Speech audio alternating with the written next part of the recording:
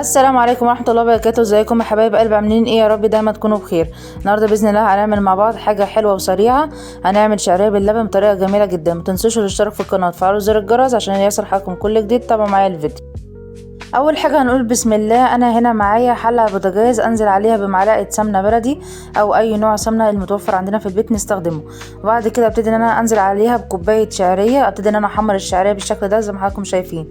واول ما الشعريه اتحمرت معانا ووصلت معانا للون الذهبي نبتدي ان احنا ننزل عليها بحوالي كوبايه ونص من الميه. وبعد كده نبتدي ان احنا نوطي النار على الشعريه لغايه ما تستوي معانا في الميه او ما تشرب معانا من الميه. نبتدي ان احنا ننزل عليها بكوبايه ونص من اللبن.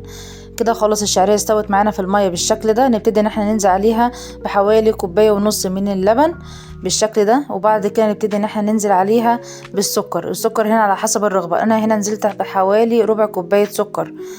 وابتدي ان انا انزل عليها بظرفين من الفانيليا. ما ننساش نصلي على سيدنا محمد ونقول اللهم صل وسلم وبارك على نبينا محمد وعلى اله واصحابه اجمعين.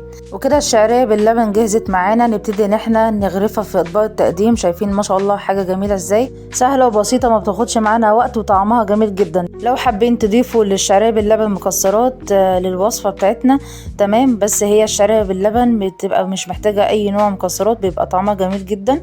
يعني المكسرات هنا بتكون على حسب الرغبه. يا رب الفيديو يكون عجبكم. لايك وشير واشوفكم في فيديو جديد في حفظ الله.